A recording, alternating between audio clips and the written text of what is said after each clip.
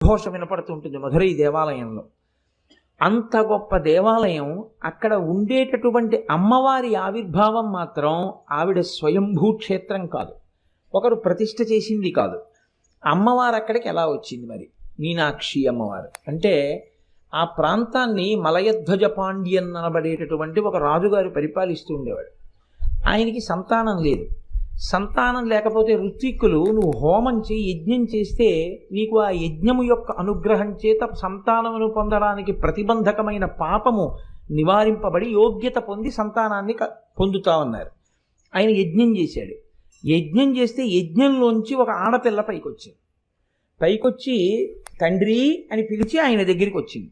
ఆయన సంతోషించి ఆ పిల్లని ఎత్తుకున్నాడు. కానీ ఆ పిల్ల పుడుతూనే 3 స్తన్యములతో పుట్టింది.